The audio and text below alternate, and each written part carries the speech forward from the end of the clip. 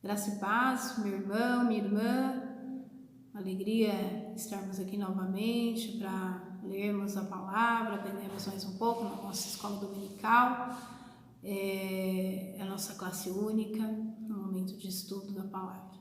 Quero convidar você, nessa manhã, a abrir a sua Bíblia em Amós, capítulo 2, que será a nossa leitura tema de hoje. Continuamos aí com a nossa revista da Escola Dominical. Nós já estamos aí no estudo 10, Amós, o profeta da justiça. Então nós vamos falar um pouquinho sobre esse profeta, que ele nos ensina. Tem muitas questões aqui muito atuais. Acho que vai ser uma boa leitura para nós essa manhã. Quero convidar você a se colocar em oração nesse momento, para que o Senhor nos abençoe e nos oriente nesse estudo. Amém? Oremos.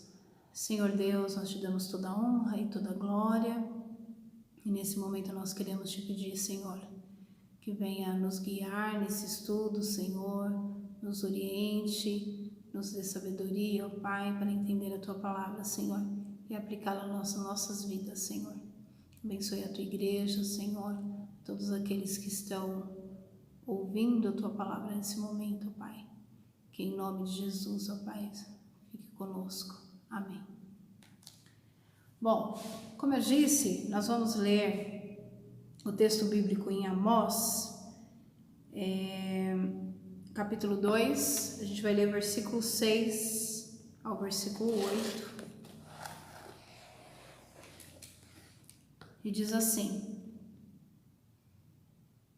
Assim diz o Senhor: por 3 transgressões de Israel, sim, por causa de 4, não suspenderei o castigo, porque vendem o justo por dinheiro e condenam o necessitado por causa de um par de sandálias. Esmagam no pó da terra a cabeça dos pobres e pervertem o caminho dos necessitados. Um homem e seu pai têm relações com a mesma jovem, e assim profanam o meu santo nome. Eles se deitam ao lado de qualquer altar sobre roupas recebidas com penhor, e no templo de seus deuses, do seu Deus, bebem o vinho dos que foram multados. Então a gente vai ler até aqui o versículo 8, e nós vamos ler o capítulo 5,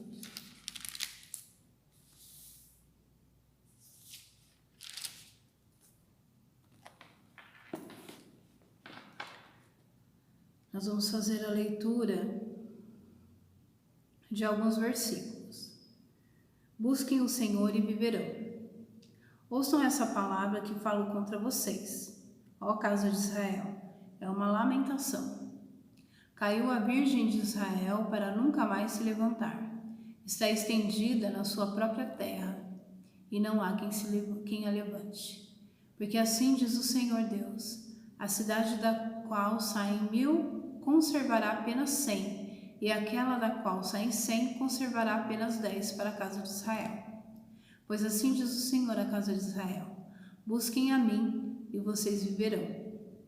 Porém, não busquem Betel, nem venham a Gilgal, nem passem a Berseba, porque Gilgal certamente será levada cativa, e Betel será reduzida a nada. Busquem o Senhor e vocês viverão. Do contrário, ele irromperá na casa de José como um fogo que consome, e não haverá em Betel quem consiga apagá-lo. Vocês se transformam o juízo em veneno. Vocês que transformam o juízo em veneno e lançam por terra a justiça. Busquem aquele que fez os 7 estrelas e o Orion, aquele que torna as densas trevas em manhã e muda o dia em noite, aquele que chama as águas do mar e as derrama sobre a terra. Senhor é o seu nome. É ele que faz vir súbita destruição sobre o forte e ruína contra a fortaleza. Versículo 10. A gente está lendo o capítulo 5.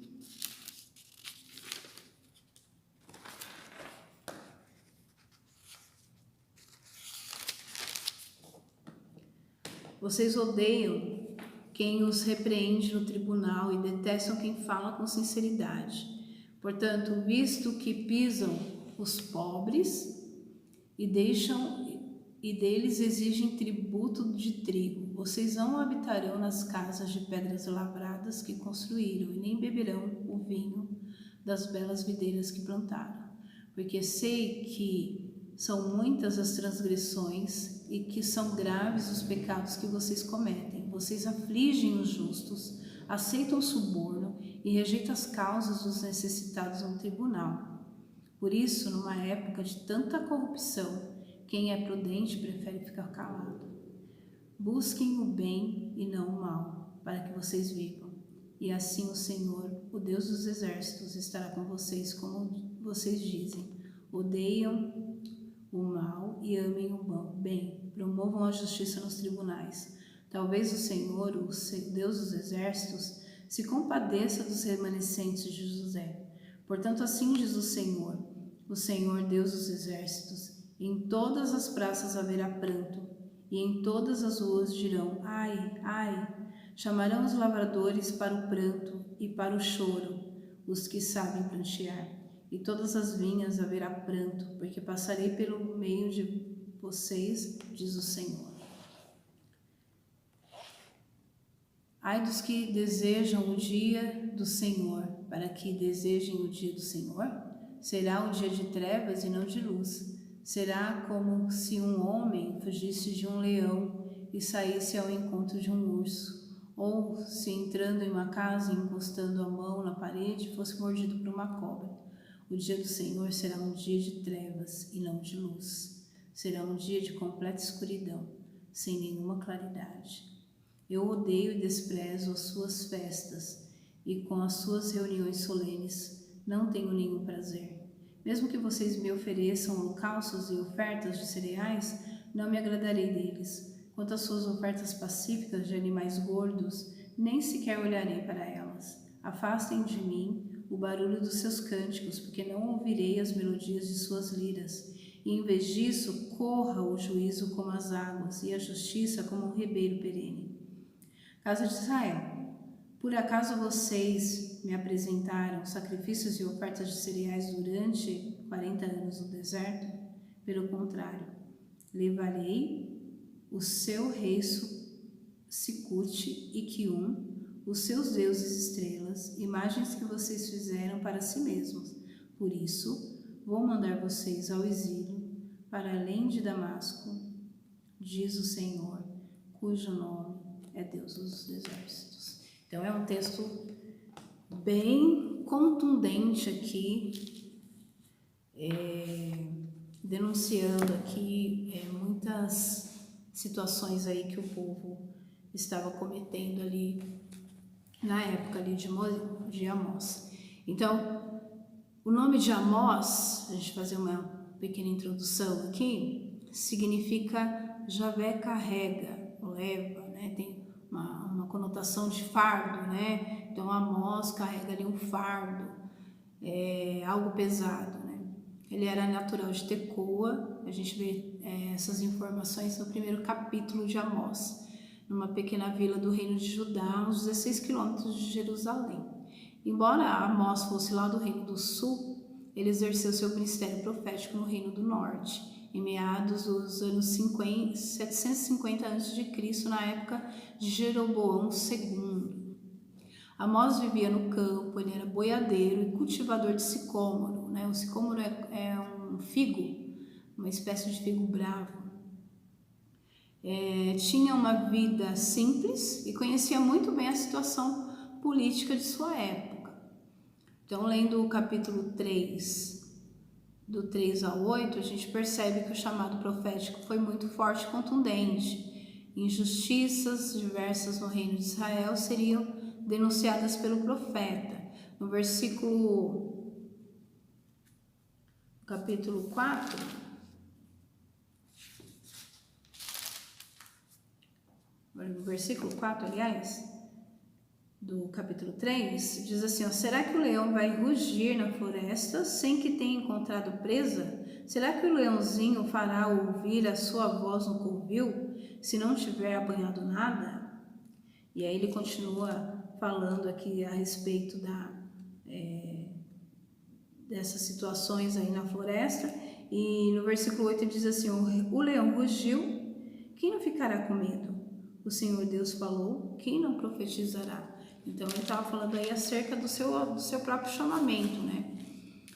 Como não profetizar, né? Não trazer aquilo que Deus tem colocado no seu coração, né? Então Amós foi levantado aí por Deus para denunciar essas estruturas pecaminosas aí que estavam ali no tempo de Amós. Então, o livro de Amós está contado entre os 12 pequenos profetas, compilados aí no final do Antigo Testamento. No ministério de Amós, Israel estava em um momento muito bom, então havia paz em Judá, com a Síria e com o Egito, já que elas eram potências, né, outrora. Jeroboão era o rei e o seu nome era bem visto entre as nações vizinhas, então eles não tinham esse tipo de situação, viviam num tempo bom. Seria fácil então ser profeta nesse tempo? Não. Por que não? Porque a situação desse povo nesse momento era bem complexa. Então tinha a injustiça. Então a gente vê aí no capítulo 3, no versículo 10, porque o povo de Samaria não sabe fazer o que é reto, diz o Senhor, e entesoura os seus palácios a violência e a devastação. Então havia muita injustiça ali naquele período. O suborno nos tribunais era comum. Então a gente vê aqui no capítulo 2, versículo 6, que a gente leu no comecinho, finalzinho, porque vendem o justo por dinheiro e condenam o necessitado por causa de um par de sandálias. E a gente viu lá no capítulo 5, que a gente leu agorinha mesmo, no versículo 12, porque sei que são muitas as transgressões e que são graves os pecados que vocês cometem. Vocês afligem os justos, aceitam suborno e rejeitam as causas dos necessitados no tribunal. Então, olha só a quantidade de injustiças que aquele povo estava cometendo ali naquele momento. A opressão aos pobres não causava incômodo. Então, lá no capítulo 8, é muito interessante se a gente conseguir ler o livro inteiro de Amós, no capítulo 8, versículo 4. Ouçam isso, vocês que pisam os necessitados e destroem os miseráveis da terra. Então, eles não causavam incômodo, né? O pobre, o necessitado, não tinha nenhum problema.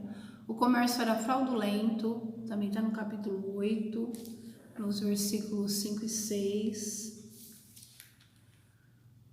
Quando passará a festa da lua nova para vendermos os cereais e o sábado, para abrirmos os celeiros de trigo, diminuindo a quantidade, aumentando o peso, enganando com balanças desonestas. Então, desde aquele tempo lá, já tinha lá um comércio fraudulento, né? Que queria enganar o outro, né? A prostituição era vista como normal. A gente leu aí no comecinho, no capítulo 2, versículos 6 e 7. Algumas esposas, com suas exigências e ambições, levavam seus maridos a cometerem injustiças para satisfazerem suas vontades. Está no capítulo 4, 1 a 3. A idolatria era tolerada. E o pior, que o povo continuava fazendo cultos a Deus, querendo que Deus abençoasse. Então eles idolatravam, né? Tinham cultos a outros deuses, mas também não queriam perder aí a bênção de Deus, né? Então eles acabavam idolatrando e servindo a Deus, né? Querendo que o Senhor o abençoasse. Então o povo estava cada vez mais pobre. Então o pobre cada vez mais pobre. O aparente progresso promovido por Jeroboão custava a vida e o suor das pessoas simples, assim como Amós. E aí Deus levanta Amós e começa aí o seu ministério profético. Então, no capítulo 5, né, que é o capítulo que a gente leu até o versículo 27, ele começa aí com as denúncias. Então, encontra aí as denúncias contra Israel. Então, no versículo 21 e 22, aborreço, desprezo as vossas festas, vossas assembleias solenes, não tenho prazer, não me agradarei, não ouvirei as melodias das suas liras. O culto solene estava sendo realizado, todavia seus corações estavam longe do Senhor. Situação semelhante a de Isaías, a gente lê isso lá em Isaías 29:13, né? Então, eles faziam lá seus cultos, né, suas cerimônias, né, as assembleias solenes, eles tinham esses rituais, faziam esses rituais, porém o coração estava longe de Deus, né? As suas atitudes estavam muito longe do Senhor. No versículo 22, holocaustos me agradam, não me agradam, nem me atentarei para as vossas ofertas. As ofertas eram realizadas, porém sem o temor e obediência ao Deus que recebeu a oferta. Então, a gente lembra de outras situações em que o povo ofertava ao Senhor e o Senhor não se agradava das suas ofertas, né? Vossa imagem e o vosso Deus estrela, o povo queria servir a mais de um Senhor, mas Deus não divide seu trono. E a gente lembra aqui, né, de alguns textos, né? Deus não divide a sua glória com ninguém. Então, o povo ele estava vivendo nessa situação. Então, no versículo 27, por isso vos desterrarei. A causa dessas desgraças futuras vinham em consequência da desobediência evidente e não do arrependimento.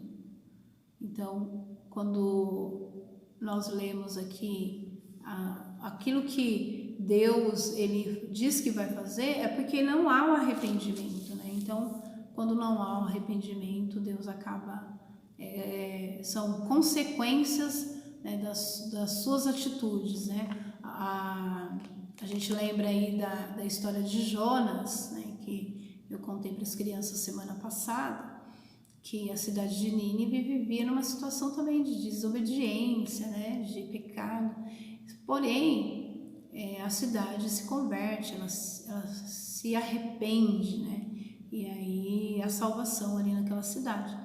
Então, quando aqui no versículo 27 do capítulo 5, ele diz aqui, por isso vou mandar vocês ao exílio para além de Damasco, diz o Senhor, cujo nome é o Deus dos exércitos. Então, quando ele diz assim, eu vou tirar vocês daqui, né? Vocês vão para um exílio, vocês vão sair aqui da terra, vocês vão para além de Damasco, né?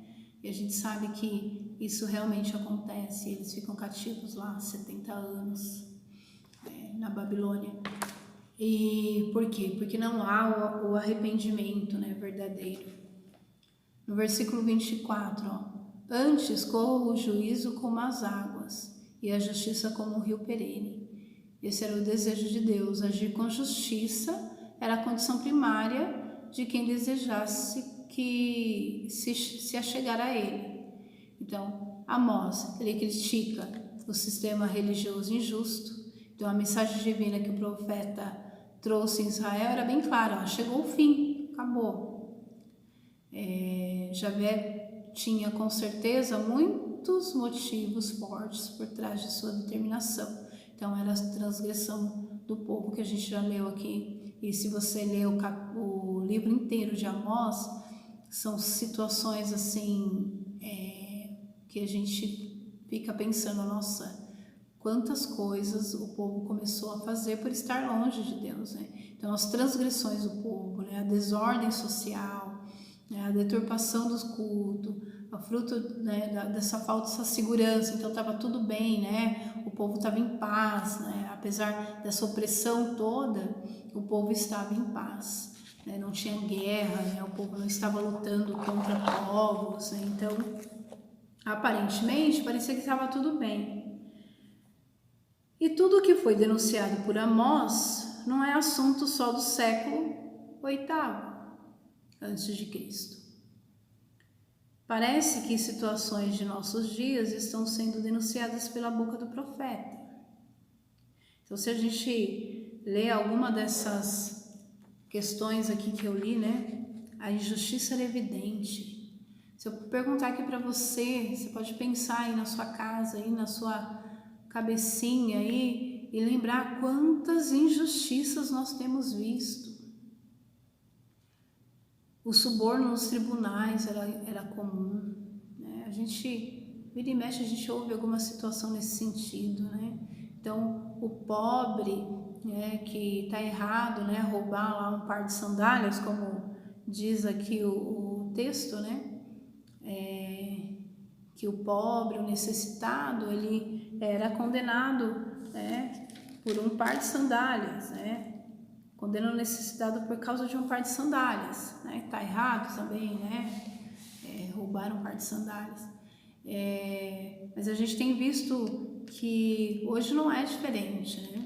Quantas pessoas às vezes roubam um par de sandálias, roubam algo no supermercado, né? Para até se alimentar e é preso. E aí, em contraponto disso, a gente sabe aí quantas pessoas, né, têm roubado milhões e milhões aí dos cofres públicos, e hoje não acontece nada, né? A gente não vê essa justiça igual, né?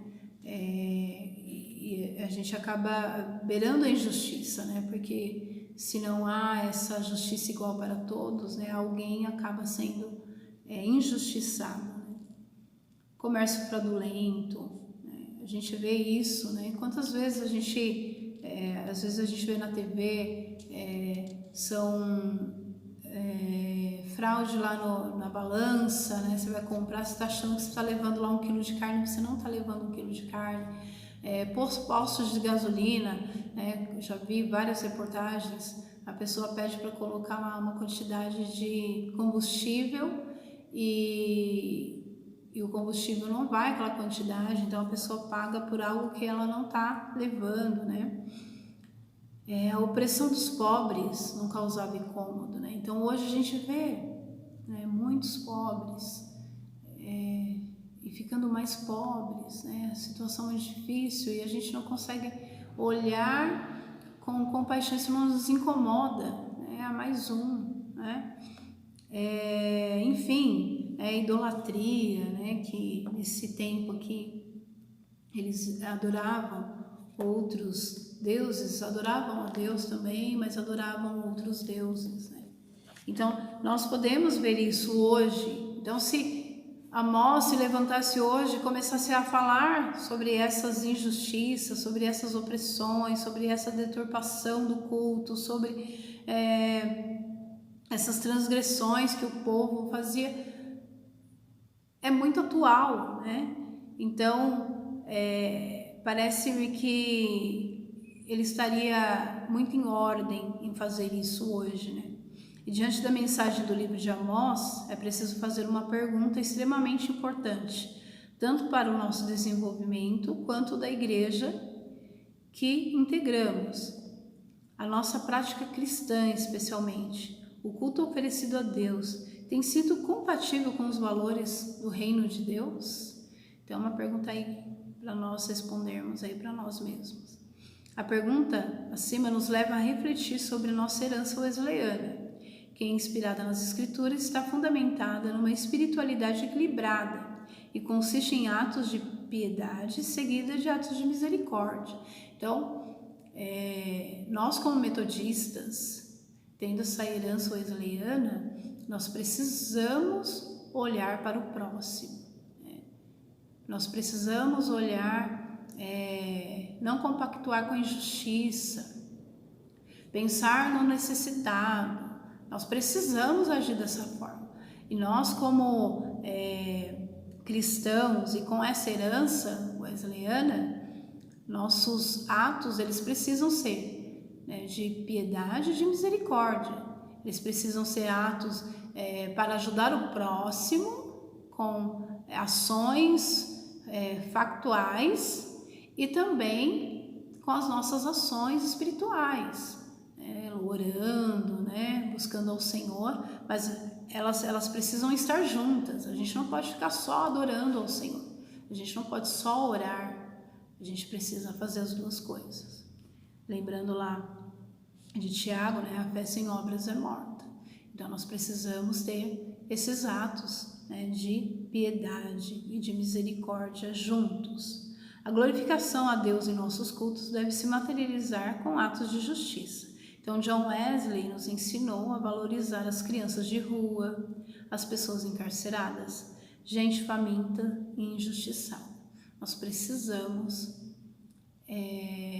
materializar aquilo que nós cremos, né? Nós cremos um Deus de amor, um Deus que cuida, um Deus que pensa no homem integralmente. Então, nós como cristãos e cristãs, nós precisamos levar essa boa nova de salvação na sua integralidade. Nós não podemos ver crianças, né, passando necessidade, né, em casa e a gente não ajudar, e a gente não promover que essa família ela tenha ali uma mudança, né, uma mudança em todos os níveis, né, para que ela possa realmente ter uma vida decente, né, diante da sociedade e, claro, diante do reino de Deus. Nossa missão de anunciar as boas novas da salvação em Jesus Cristo, nós não podemos negligenciar a denúncia, a exemplo de Amós, da injustiça, da opressão, da maldade, da banalização do culto. Então, nós podemos sim, como cristãos e cristãs, pensar aí nessa atitude aí que Amós teve, que não foi fácil. Imagina, você está numa sociedade e você começar a falar, olha, isso está errado, olha, o povo está sendo injustiçado, nossa, essas crianças elas precisam ter uma vida diferente, né? Nós precisamos assegurar os seus direitos como crianças, adolescentes, o direito à vida, a gente precisa preservar o direito à vida. Então, os problemas e os desafios sociais têm a ver com você, sua fé e o trabalho missionário desenvolvido pela sua igreja? Aí é uma pergunta. Nós temos realmente nos desafiado em olhar esses problemas sociais que nós temos tão gritantes no nosso país. E eu não digo no nosso país, eu digo aqui, na nossa cidade, aqui no nosso bairro. Quantos problemas? Se eu fizer uma pergunta agora, fale aí 2 problemas que nós temos aqui no nosso bairro, aqui de Monte Belo, que nós precisamos atingir como igreja. Tenho certeza aí que você está lembrando, porque nós temos muitos. E nós, como igreja metodista aqui neste lugar, a gente precisa fazer alguma coisa, né? Eu me incluo nisso também, né? Não estou falando apenas para você, estou falando para mim também, né? Será se nós temos nos desafiado como igreja em tentar solucionar, que seja um problema? Nós precisamos fazer isso. Nós estamos inseridos num lugar que as pessoas, elas precisam de nós. E nós precisamos ser essa voz, assim como Amós se levantou ali para denunciar, para falar, para trazer ali a luz ali no meio daquelas trevas. A razão de ser dessa pergunta tem o objetivo de nos fazer refletir sobre nossa prática de fé e o serviço que dela procede.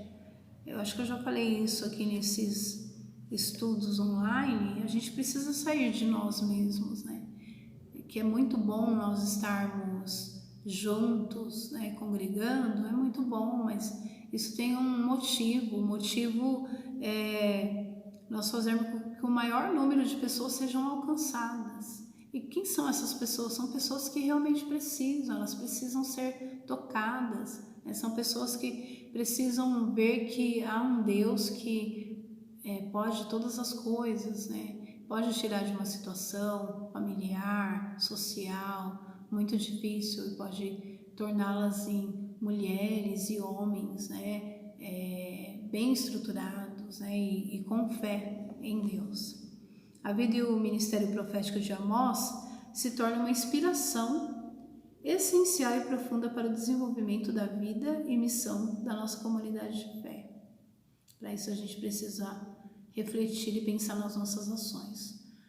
Como somos parte integrante dela, é preciso entender que o ato de servir em amor, não somente a Deus, mas também a quem necessita e sofre injustiças, é uma oportunidade para exercitar a fé, que é compatível com os princípios éticos da palavra de Deus. Então, quando nós vemos aqui essa missão profética que Amós teve, e Amós, a gente vê aí no comecinho, ele era um boiadeiro, ele era um camponês, ele não era alguém super instruído.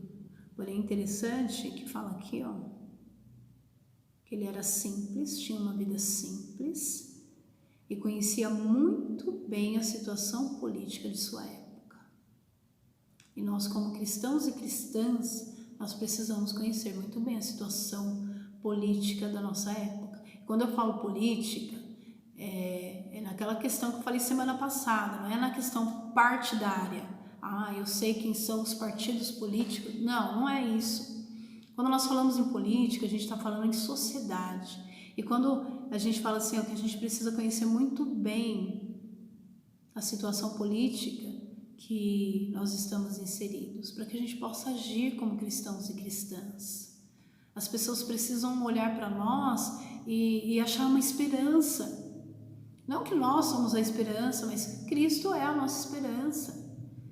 Então, se nós temos esse Deus Todo-Poderoso em nossa vida, em nossos corações, nós precisamos mostrar para esse mundo, nós precisamos mostrar aqui para o nosso bairro de Monte Belo, que há um Deus Todo-Poderoso que pode mudar as situações. E nós precisamos fazer parte disso. E eu quero convidar você, nesse momento, para se colocar aí diante do Senhor. Lembre aí de alguma situação que nós vivemos aqui no nosso bairro. E coloque aí diante do Senhor nesse momento, nós vamos orar. E que as nossas ações, elas não fiquem só apenas nas nossas orações, mas que elas fiquem nas nossas ações, principalmente, naquilo que a gente pode fazer para mudar, para contribuir, para que as pessoas vivam melhor, tenham uma vida integral, né? Uma vida espiritual, uma vida social, uma vida emocional, uma vida familiar, totalmente firmada aí em Deus. Né? E isso pode acontecer através das nossas vidas, eu creio assim. Eu quero convidar você a orar nesse momento, colocando aí alguma situação que você lembra que nós podemos mudar com pequenas ações. Nós vamos nos colocar diante do Senhor. Amém? Senhor meu Deus, nós nos colocamos diante de Ti, Senhor. Primeiramente nós pedimos perdão, Senhor Jesus, porque tantas vezes nós omitimos, Senhor Jesus, de fazer algo, Senhor. Nós deixamos, Senhor Jesus, de olhar, Senhor, o nosso próximo, Senhor, com amor, assim como o Senhor nos ensinou. Por isso, Senhor Jesus, nesse momento, Deus, os meus queridos irmãos e irmãs estão orando, estão se colocando diante de Ti, lembrando, Senhor, de situações que nós vivemos aqui no nosso bairro, aqui na nossa cidade, de injustiça, Senhor. Ó Deus, de falta, Senhor Jesus, de Deus nos corações, ó Pai. E que nós, como igreja de Cristo, ó Pai, nós podemos contribuir, Senhor, com pequenas ações, Senhor. Nos mostra, Senhor, o que nós podemos fazer, como nós podemos agir, Senhor. Nos ensina, Senhor Jesus, a olhar com simpatia, Senhor, o nosso próximo, ó Deus. Ó Pai, nós nos colocamos diante de Ti, Senhor. Pedimos perdão, Senhor Jesus, porque muitas vezes nós não olhamos, Senhor Jesus. Nós simplesmente passamos, Senhor Jesus, de lado, Senhor. Tem misericórdia de nós, Senhor. E nos ensina, Senhor, com Teu amor, ó Pai. Em nome de Jesus que nós oramos. Amém. Amém, irmãos. Deus possa abençoar a sua vida grandemente. Nos abençoar. E até semana que vem, se Deus quiser.